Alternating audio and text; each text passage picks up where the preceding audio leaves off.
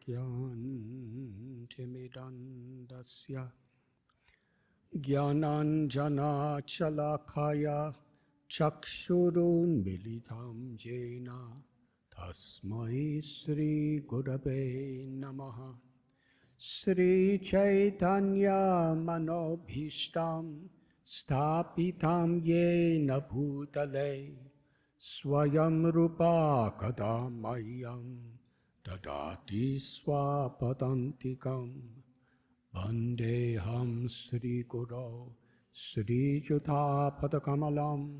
श्रीगुरून् वैष्णवांश्च।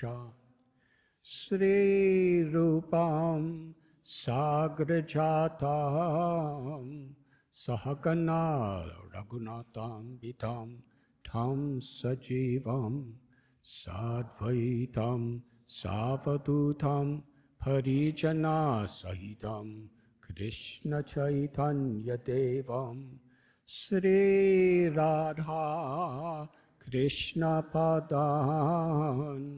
सहगना ललिता श्रीविशाखान्वितांश्च। नमः ॐ विष्णुपदाय कृष्णप्रेष्ठाय भूतले श्रीमते भक्तिवेदान्त स्वामिन् इति नामिने। नमस्ते सरस्वती देवे गौरवाणी प्रचारिणे निर्विशेष शून्यवादी पाश्चात्यदेशधारिणे। नमः ॐ विष्णुपदाय कृष्णप्रेष्ठाय भूतले श्रीमते भक्तिसिद्धान्त सरस्वती इति नामिने।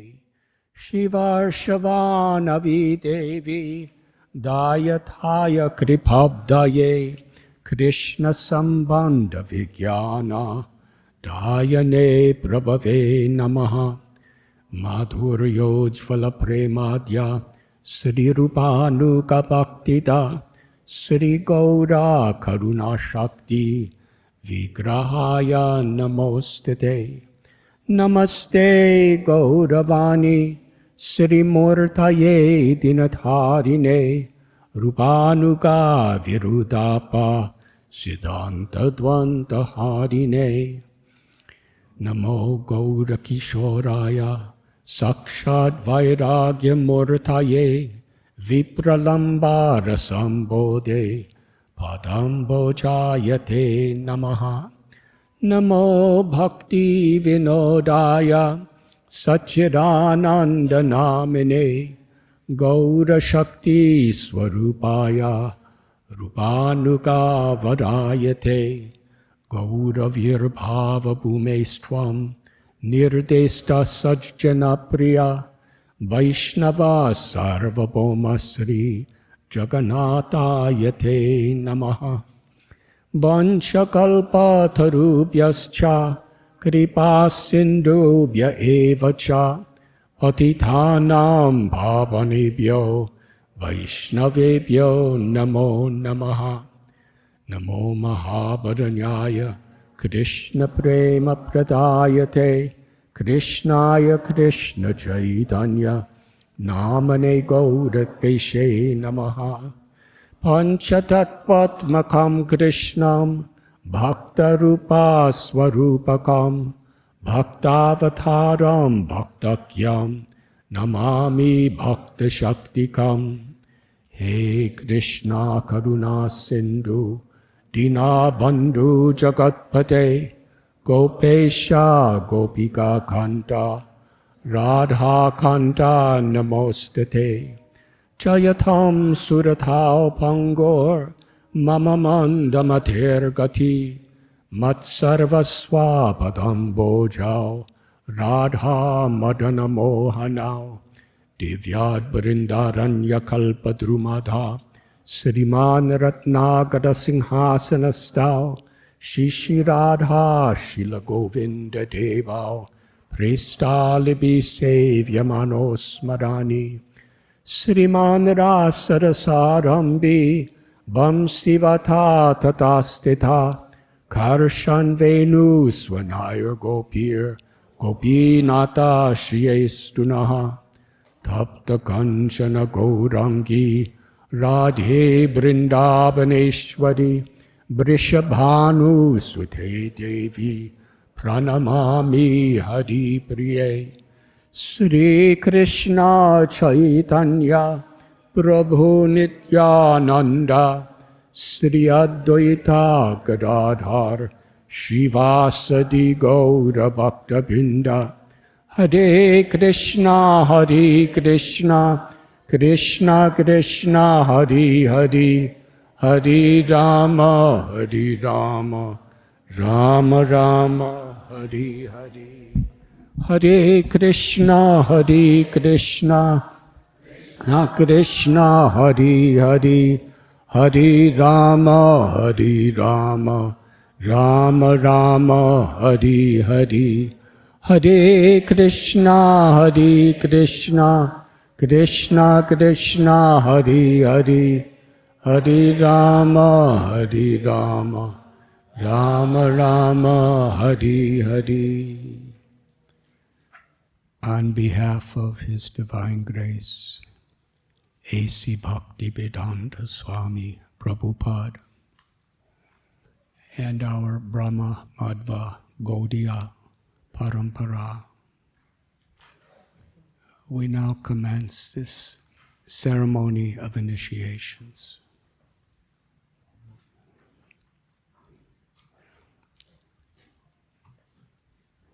Srila Prabhupada established a tradition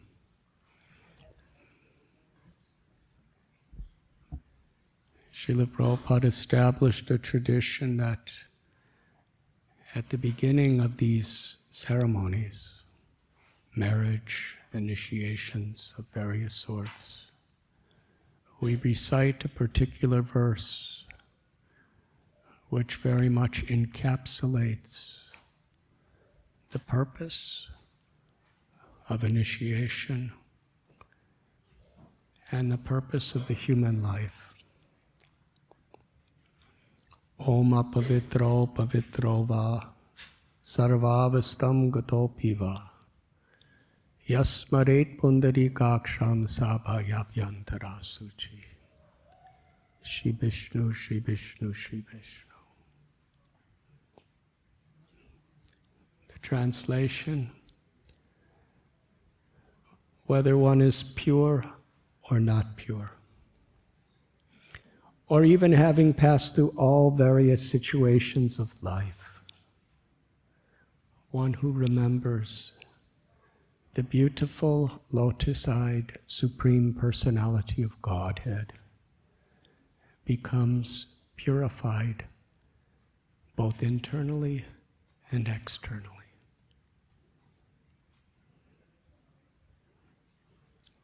The purpose of life is to be purified.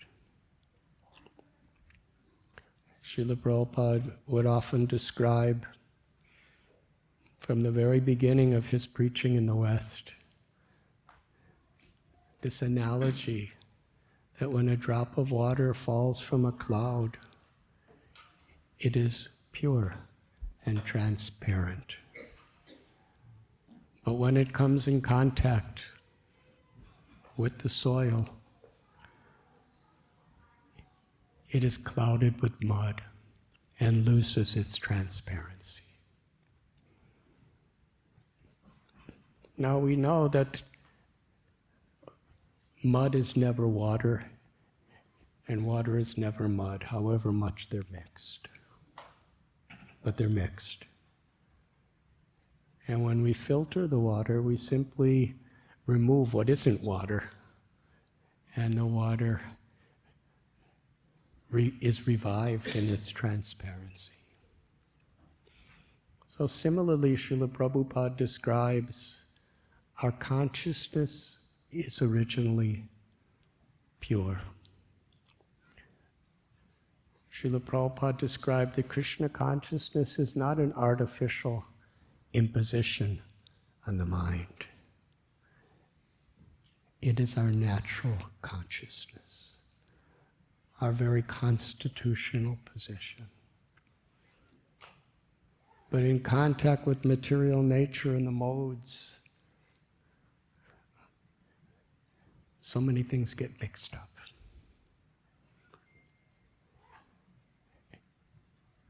Cheto darapana marajanam bhava mahadevagni nivapana.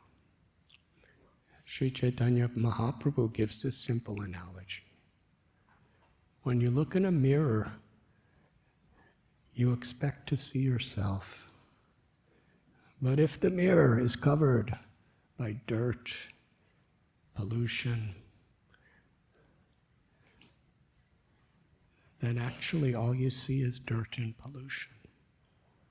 And according to how much that mirror is covered, there's not even a trace of yourself that you see.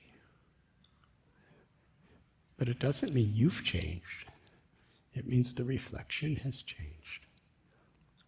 And because when we're identifying so much with that mirror, we think we are that dirt. We are that debris. But when we cleanse the mirror of the heart, then we see as it is who we are. The deepest propensity within every living being, wherever there's life, is pleasure. Anandamayo bhyashat. Because we are part and parcel of Krishna. And Krishna is the reservoir of all pleasure. Our nature is to be happy.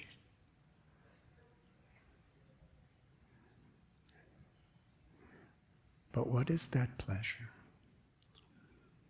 Even in this human experience that we could have so many things that could give some gratification to the mind and senses. But only to love and be loved gives satisfaction to the heart.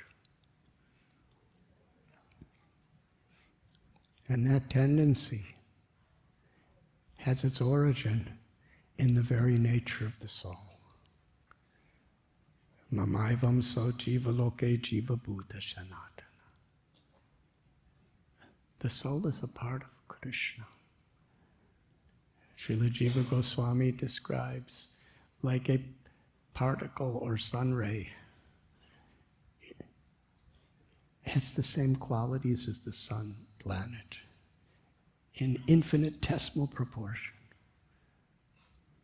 It gives light, it gives heat. Krishna is the supreme lover and the supreme object of love. The nature of the soul having its atato brahma jigyasa janmadyasya yataha, having its origin in Krishna. Our nature is to experience Krishna's infinite love for every living being and to reciprocate with our natural love for Krishna. And to love is to serve. That is the principle of bhakti. Srila Prabhupada, on behalf of all the great acharyas, when he translated bhakti, he didn't just translate it as devotion or love, but he emphasized devotional service. Because it's not just a concept, it's a practice. Forever. When we love, we serve. And that is the actual only happiness of the soul. And when we realize that natural tendency of the soul to serve Krishna with love, we understand how that pleasure, that love, that devotion is ever increasing for all of eternity. That is an inconceivable concept to the material intelligent. But Krishna is achintya. he is inconceivable. And he has achintya shakti, inconceivable potencies. And jiva shakti is also an inconceivable potency.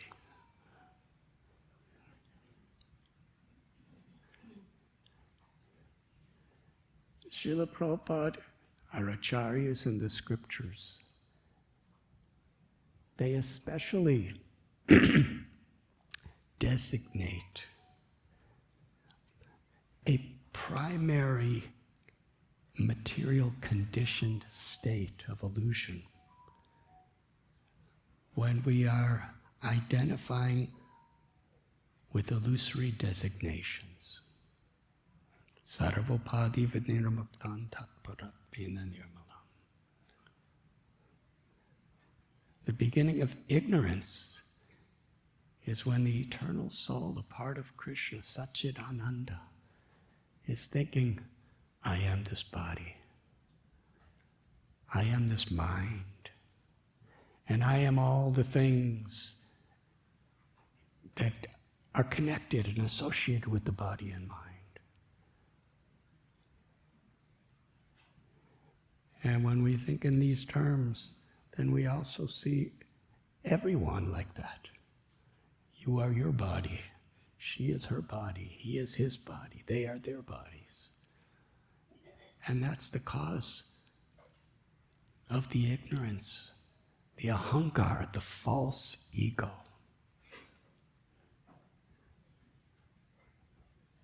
When the false ego is identifying with these misconceptions, that becomes the root of all misery.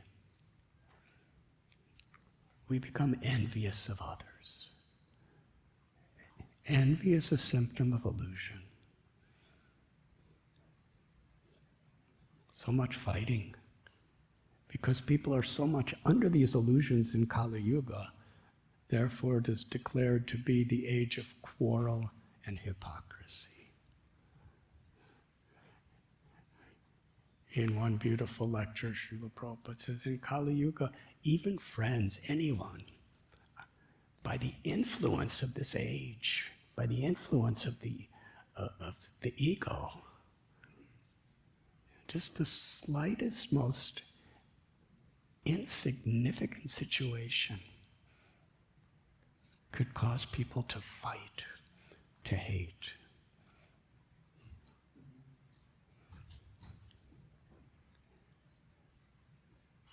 I often tell the story that some years ago I was brought by a group of our Iskcon youth to the Kings Canyon forest in California,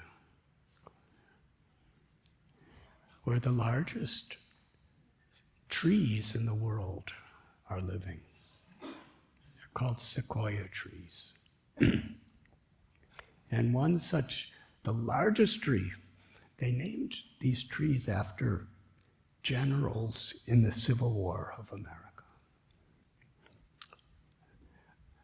You know, in India, they name things after saints and avatars. But here, you know, things are named after people who fight. So the largest tree in the world is General Sherman. He fought in the Civil War. And close to him is a smaller tree. It's really big, but it's smaller. And it's the General Robert E. Lee tree, because he lost the war, so he gets a smaller tree. But anyways, this tree is really big. And it's over 2,000 years old.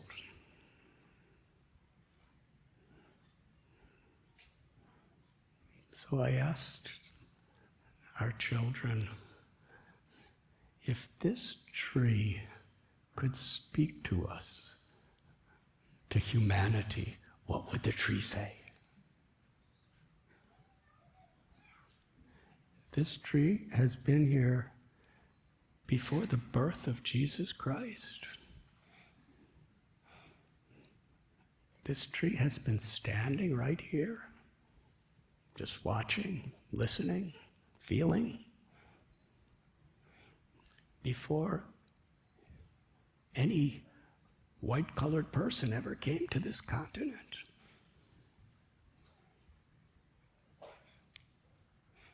Was here watching the Revolutionary War, the Civil War, World War I, World War II, and everything else that's happened.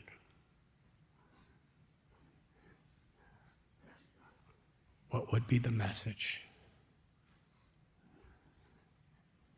And one young girl, I think she was 12 years old, she started to cry.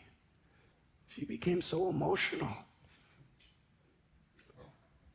It's like the tree was speaking through her. And she cried out, "The tree is telling me to say that you human beings are so foolish. I've been here over 2,000 years. You may live 80 or 90 years. Your life is so insignificant, it is so short, it is so vulnerable, and yet you waste your time and you waste your whole life just seeking fleeting pleasures, fleeting power and influence, and you're always fighting each other over these things. Why don't you wake up and understand you're going to die real soon and use your life for its real purpose?"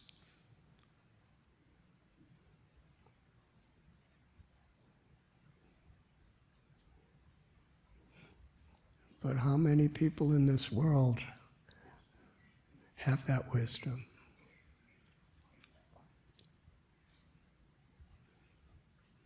Lust, anger, envy, arrogance, greed, illusion. These are all symptoms of the false ego, ahankar. And Srila Prabhupada emphasizes the nature of the soul is to serve. If we're not serving God, then we are serving the ego and all of these vices. And every time we do, through our words, through our actions, we become more and more entangled in the complexities of material existence.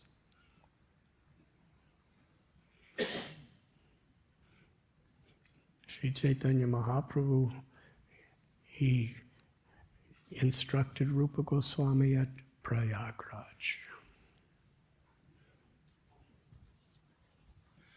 This year at Kumbh Mela at Prayagraj, there was, how many people came? I think 600 million people came. It was a lot. Over a 6-week period. But while we were there, we went to the very place where Lord Chaitanya instructed Srila Rupa Goswami. It's the Dasasvamedha Ghat. Beautiful place. Sri Chaitanya Mahaprabhu's footprints are there, installed by Srila Bhakti Siddhanta Saraswati Thakur Prabhupada. Lord Chaitanya began his teachings by describing that the eternal soul, forgetful of its real nature, seeking pleasure, seeking happiness, seeking release from suffering, has been wandering through 8,400,000 species of life, through various universes and planets. Sometimes as fish, or plants, or trees, sometimes as insects or birds.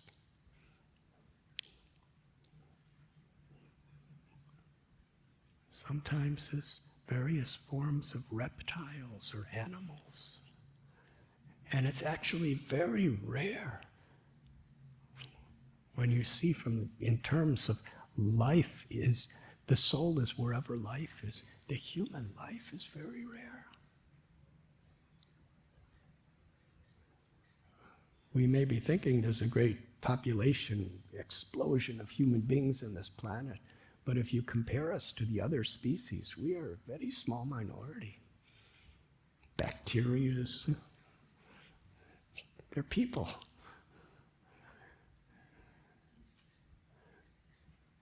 It's very rare to get human life.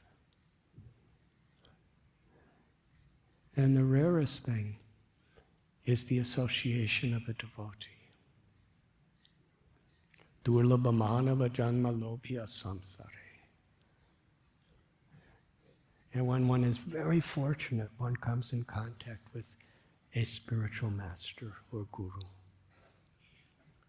And why is it so fortunate? Because the great souls, they plant the seed of bhakti within the heart. Bhakti lata bija. And teach us how to protect that bhakti lata bija and how to nourish it and help it grow. Bhakti lata bija is the seed and the creeper of loving devotional service. And in this age of Kali, the most powerful and simple way of watering this seed is Sravanam Kirtanam. Hearing the teachings of Krishna. Hearing the message of Krishna, the qualities of Krishna, the pastimes of Krishna, and his various avatars. And chanting the holy names of the Lord. Kalerdosanide rajanasti hekamahan guna kirtanadeva krishnasya mukta sangha param brajed. Sukadev Goswami tells in Srimad Bhagavatam, this age of Kali is filled with faults. In fact, it describes it is an ocean of faults. But there's been one benediction that anyone who sincerely chants the holy names of Krishna will achieve the perfection of liberation.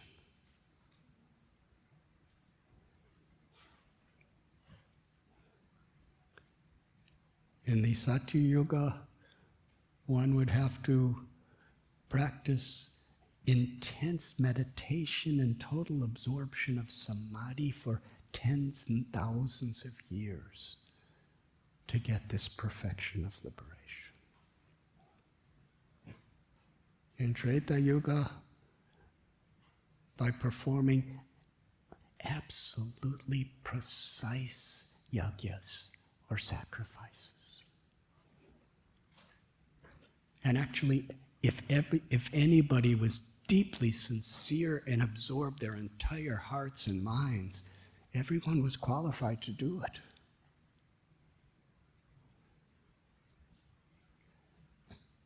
In Dwapar Yuga, by worshiping the Lord impeccably, the form of the Lord. But in Kali Yuga, it is practically impossible to do any of those. Thus the Srimad Bhagavatam and other Shastras declare, in this age, anyone who sincerely and earnestly chants Krishna's holy names attains that supreme perfection of liberation. And what is the perfection? not mukti alone. The highest level of mukti is prema bhakti, ecstatic love for Krishna.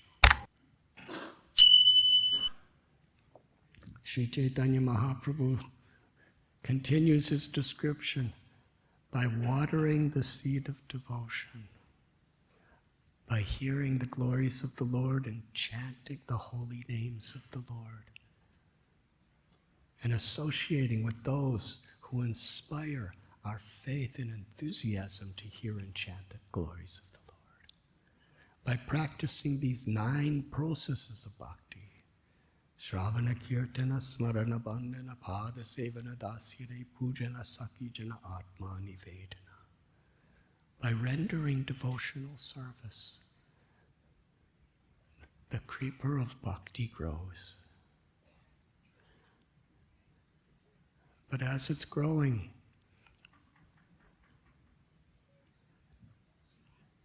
the bhakta, the devotee, must assume the responsibility of a good gardener. We must protect that seed, because there will be many weeds. The weeds of desire for pratishta, recognition, fame, popularity.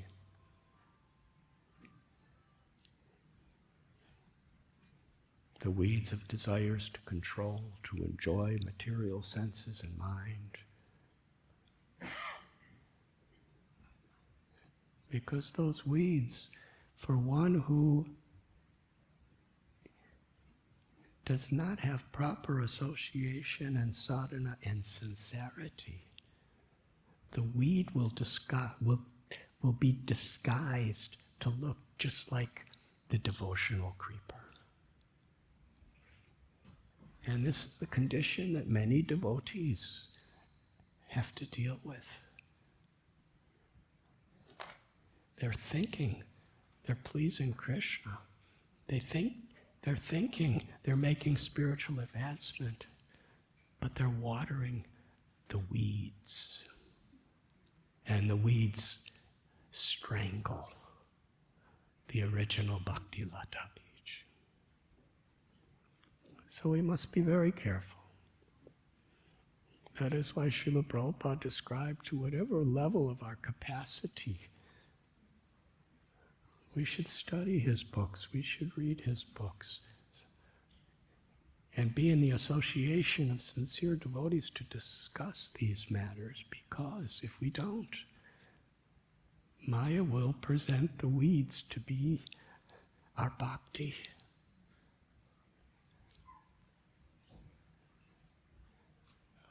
One of the great weeds is gossip. And then Lord Chaitanya Mahaprabhu describes these weeds are extremely dangerous. But then there's a mad elephant. And if you have a little garden and a mad elephant comes trampling through, have any of you seen a mad elephant?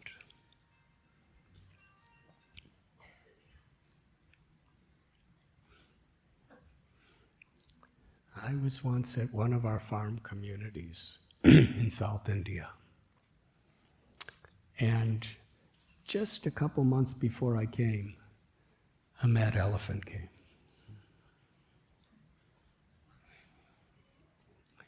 And this neighbor had acres of beautiful fields where so many wonderful crops were growing. He put all of his energy, all of his wealth, everything into these fields. That was his living. And this male elephant, a single one, came. And every day, he would just eat the crops, and eat, and eat. And Srila Prabhupada exclaims, an elephant can eat 100 kilos in a day. And then after he ate like 100 kilos, he would lay down, maybe on his left side. And he'd get up and he'd lay down again. And when an elephant lays down, he completely destroys the crops.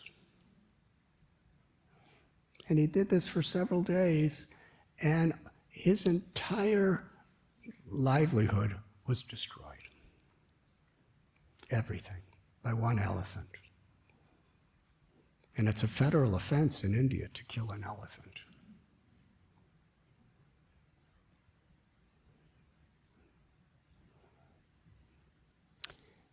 And then his son, I think he was about 8 years old, he was walking by one day and he saw the elephant, and the elephant got really, elephants get mad sometimes, and he chased after the son. And he trampled him and stabbed him to death with his tusk. So he was really a mad elephant. So when Lord Chaitanya talks about mad elephant, mad elephant is when you make aparads or offenses to Vaishnavas. He compares that to mad elephant. Now we may be thinking mad elephant, it's just a concept. But when I heard about what mad elephants do, they're devastating. And one day, 2 of our brahmacharis just happened to be walking by because the neighbor's property was there, and the mad elephant saw them and started roaring and galloping toward them to kill them. They were running as fast as they can. But elephants are really fast when they gallop. So he was catching up closer and closer, and he was roaring right behind our 2 brahmacharis. Is this exciting so far? It's a true story. Happened a few years ago. And they understood we're dead. He's either going to trample us or stab us. And they were chanting really loudly. And how did the chanting save them? One of the brahmacharis remembered something from 30 years before, when he was a child growing up in a village in India. Once a sadhu came to the village and said, if you're ever being attacked by a mad elephant, run down a hill. Because you can't outrun an elephant. But because elephants are so heavy, if you run downhill, they have to go really slow because they're just too big. And they were running alongside a hill. So he told his friend, just follow me. And the other brahmachari said, what do you mean? We're about to be killed. And he just jumped off the hill. And started rolling down the hill, and the other one started rolling down the hill, and the elephant was coming down the hill, but he had to stop because he was just too much weight. So somehow or other, just a little something he heard 30 years before, and he never thought about it since. But because he was praying to Krishna for shelter, he remembered that, and they were saved. But another lesson is this. Trinada pisunichena, tarodi bhasehishnana, amanina manadena kirtaniya sadhari. When you're against the very, very powerful force of Maya, and you're trying to be a great hero and puffed up, you're going to be crushed. But when you take a humble position, when you take a lowly position, more humble than a blade of grass, then Krishna saves you when you chant his holy names.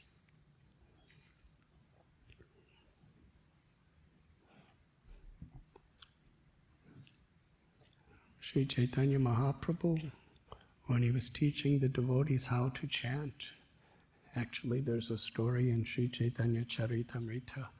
When he came to Navadvip and began the Sankirtan movement, It was just he and Srivas Thakur, Gadadhar Pandit, Advaitacharya, Haridas Thakur, and these devotees singing and chanting with him.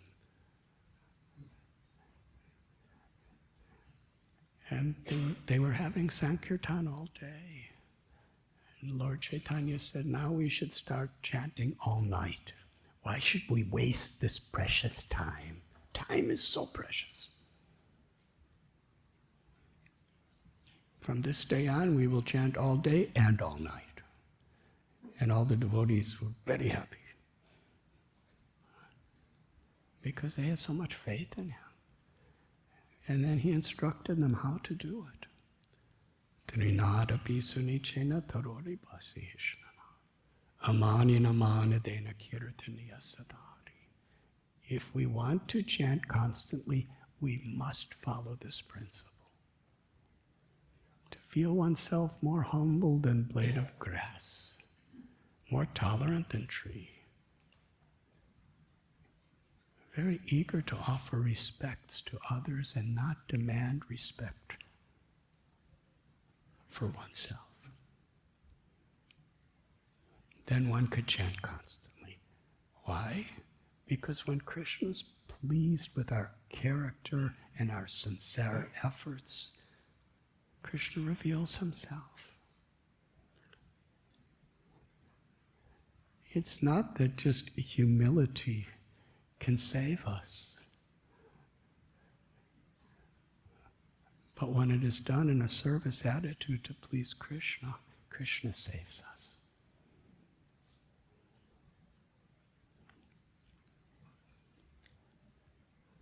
So Sri Chaitanya Mahaprabhu is telling Sri Rupa Goswami, if we're following these principles very carefully, of protecting the seed by our character and our behavior and how we interact with others, and we're sincerely chanting Krishna's holy names and hearing his glories and being with devotees, then the seed of bhakti grows, and it grows. It grows beyond the limits of material universe, beyond the very cosmic creation, and enters into the Brahma Jyoti, crosses the Viraja river, and then it keeps growing. The Brahma Jyoti is when we're liberated, but a devotee doesn't want his bhakti to stop there. It grows to Vaikuntha. And for those in Sri Chaitanya Mahaprabhu's mission, by Lord Chaitanya and Lord Nityananda's mercy and the acharyas who have realized that mercy, it grows to Goloka Vrindavan and produces the fruit of Krishna Prema. And that fruit is offered at the lotus feet of Lord Krishna. And then with Krishna's grace and Sri Radharani's grace, we taste that fruit, the nectar of ecstatic love of God. That is the only true goal of life.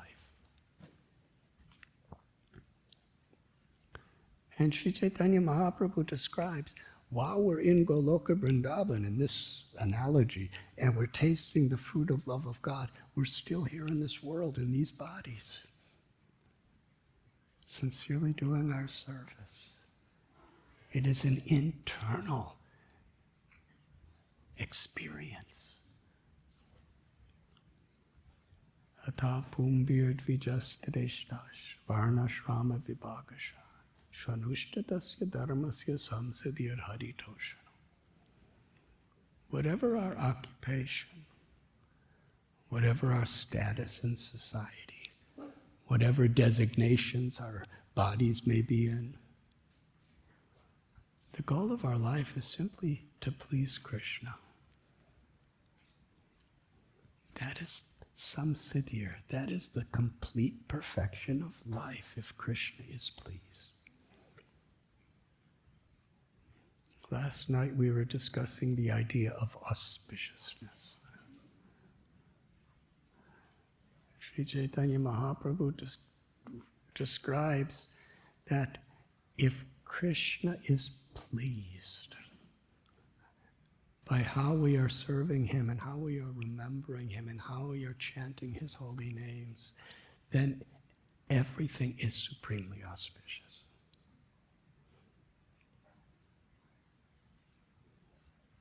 Whatever the stars are lined up to tell us, whatever lines are in our palms, whatever situation is going on, when we're remembering Krishna with love and devotion, that is real auspiciousness. And from a spiritual perspective, if we don't have that love and devotion to serve and please Krishna, nothing is auspicious. Maybe materially it is, but spiritually there's no auspicious at all to it. Srimad Bhagavatam tells that the supreme most of all auspicious activities is the congregational chanting of the holy names of Vishnu.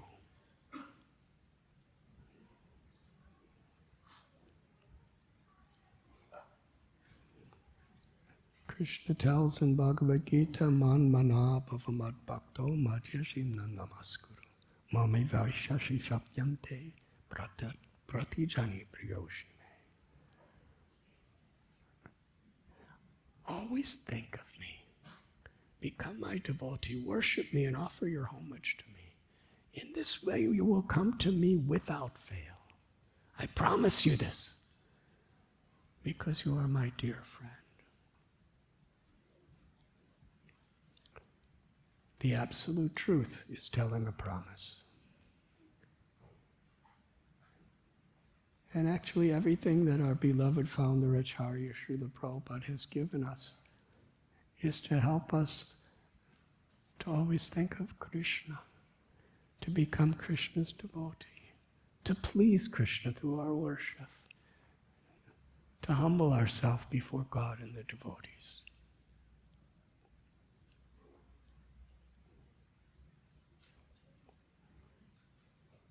And Krishna promises He will lift us up from this material existence, and we will come to Him. So today, each of you is taking initiation, which is a reciprocal offering of our gratitude. Krishna has made a promise, you do these things, and you will come to me. Doesn't matter what you've done in the past, doesn't matter what status of life you're in, if you do these things, you will come to me. So now you are promising Krishna, I'm going to do these things.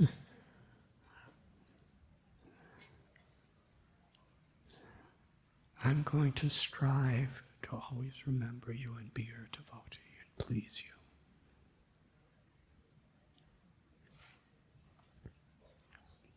It is such a wonderful benediction. Initiation is to commit ourselves to earnestly, honestly, and sincerely follow this path. And in doing so, in this formal way, there's a formal connection to the flow of grace of our parampara. The grace of Sri Radha Krishna and Goloka, which has come down to this universe from the original spiritual master Balaram to Lord Brahma, Narada Muni, Vyasadeva, Madhvacharya, later on Madhavendra Puri, Ishvara Puri. Lord Sri Chaitanya Mahaprabhu himself took this initiation that you're taking. The same spirit. He's the supreme original guru. But yet out of his supreme mercy, he's teaching us by his example. And actually, Sri Chaitanya Mahaprabhu, he went to Gaya and accepted initiation from Srila Ishwara Puripad.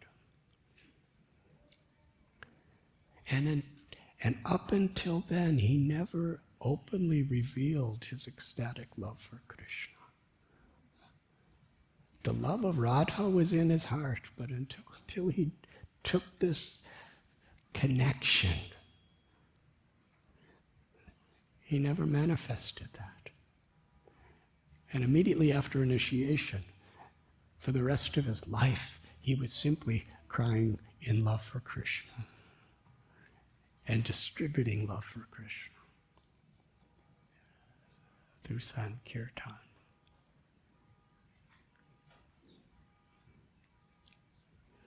And from Lord Chaitanya, Swarup Damodar Goswami, Ramananda Rai, then the 6 Goswamis, Narottam Das Thakur, Srinivasacharya. And later on, Vishwanath Chakravarti Thakur and Baladev Vidyabhushan.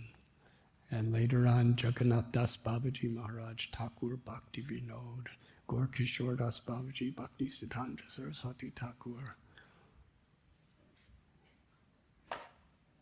And then for the first time in the history of our Sampradaya,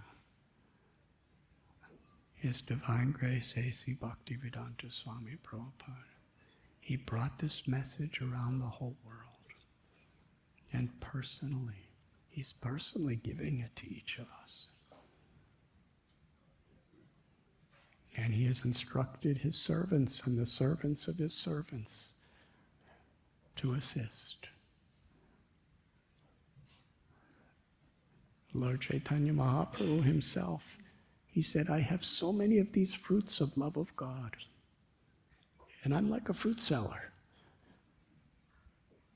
How many fruits can I distribute with my 2 hands? I appeal to all my devotees to assist me in distributing these fruits of ecstatic love for Krishna.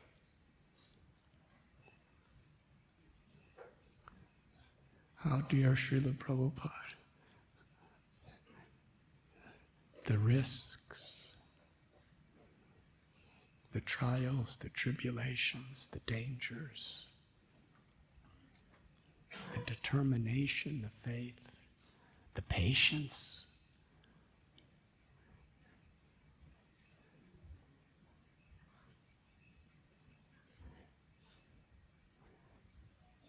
He would stay up all night long while we were sleeping to translate these Vedic literatures. And he published and distributed more Vedic literatures by thousands of times than ever before in history. How pleased Sri Chaitanya Mahaprabhu and Nityananda Prabhu are. And we have received it. So in a certain way, this initiation, when we're making our promises, we're actually expressing the deepest gratitude that we can connect through our hearts. The deepest gratitude. Yes, through Guru Parampara, this is my highest priority. And whatever comes in life, I will adjust according to what will please Krishna. Om pavitro pavitro va sarvavastam gatopi va yasmaret pundarikaksham sabhayabhyantarasachi. Pure or impure, or even having passed through all situations. This is not only a warning, it's a fact. As Her Grace Nanda Vrindavan Ishwari Devi has spoken at the beginning of this ceremony, You will be tested. You will be put through many situations.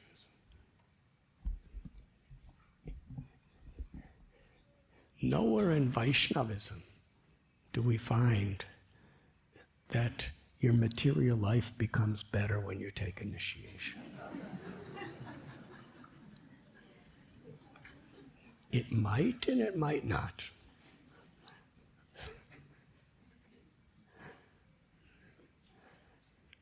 Whether there's honor or dishonor, happiness or distress, success or failure, victory or defeat, health or disease, birth or death. These dualities are always changing in this world. Padam padam yat vipadam natesham. There's danger at every step in this world. Does that mean when we're a devotee it's not like that? It's still like that. The difference is we have the shelter of Krishna. Whether the dangers come this way or that way or they don't come at all, we have the shelter of Krishna because we're seeking the shelter of Krishna.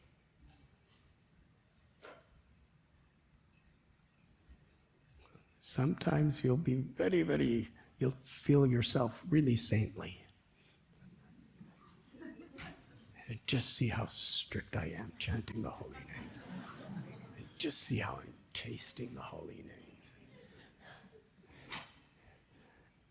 But sometimes you're going to feel, I just want to go to sleep. Or I'd want to do something. It's not that you're more advanced necessarily when you're tasting it or not tasting it. The advancement comes when you do it anyway, with sincerity.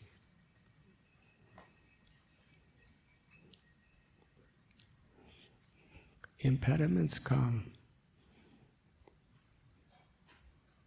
But a devotee, and this is where association is so important.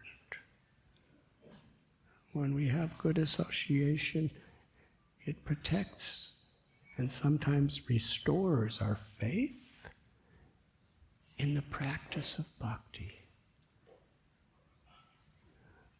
wherein we grow through the good times and we grow through the hard times.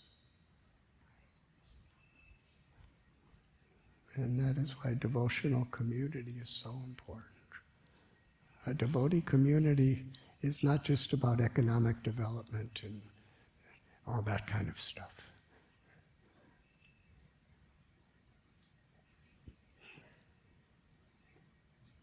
It's about helping one another to remain faithful to the path of bhakti through all situations of life. Devotee or not devotee, we're going to die. Devotee or not devotee, everyone we love is going to die.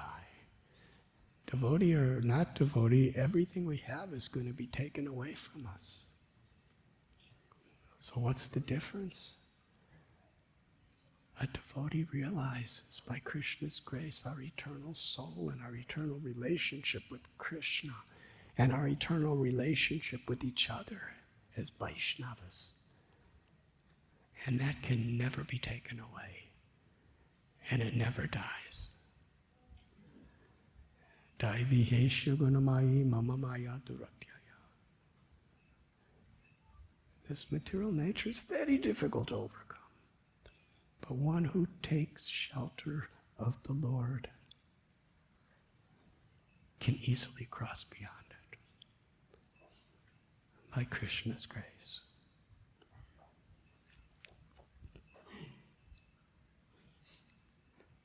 A few days ago, we were at Gita Nagari, and we were remembering an instruction that Srila Prabhupada directly and personally gave to His Holiness Bhakti Tirtha Swami Maharaj, and how seriously he took this instruction as his life and soul.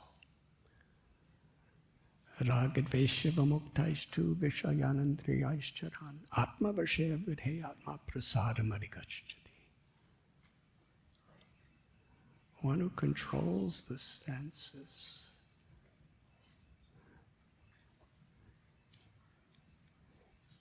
and learns to overcome attraction and aversion by following the regulative principles of freedom, that person receives the mercy of the Lord. It's not by our following or our strictness that we can overcome material nature. It's only by the mercy of the Lord. But to receive that mercy, Krishna just wants to see that we're sincere. And that means a life of tapasya. We could be family with children, grandchildren, or we can be brahmacharis or sannyasis. That's a technicality, actually. We must follow the principles of those technicalities. But Krishna gives his full mercy when we are sincere to please him and serve him. And today you will be making promise to follow these 4 regulative principles. To chant at least 16 rounds every day. This is such a blessing. This is such a supreme benediction. A path by which we can become purified without displeasing Krishna by putting more impurities upon us.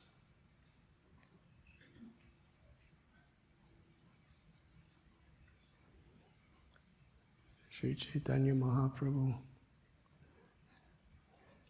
he told Sanatana Goswami, Jivera Swarupoy Krishna Nityadas, that the nature of the soul is to be a servant of Krishna. That is the eternal constitutional nature of the jiva, the jaiva dharma, to please Krishna and serve Krishna. But Lord Chaitanya is Krishna. And he taught us something even beyond that. What does it mean to be a servant of Krishna? To please Krishna? Gopi Bhartur Padakamalayora Dasa Dasa Dasa Dasa Anudas. To be a servant of a servant of a servant of Krishna, the Lord of the Gopis. Sri Chaitanya Mahaprabhu is Krishna with the supreme Mahabhav, the love and the compassion of Sri Radha in his hearts, who's to come to give us this gift. And today, through Guru Parampara, each of you is actually celebrating your good fortune.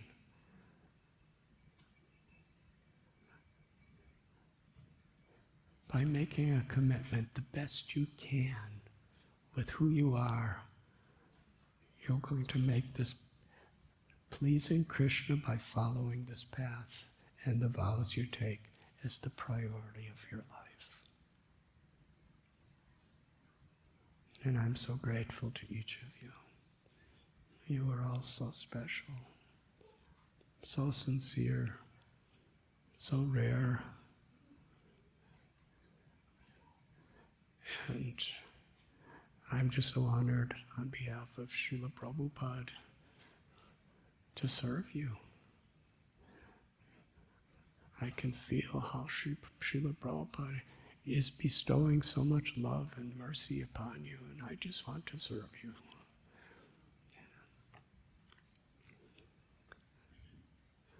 And today we have very good fortune. One of Srila Prabhupada's senior, most inner circle, loving associates is with us. Her Grace Malati Devi Prabhu.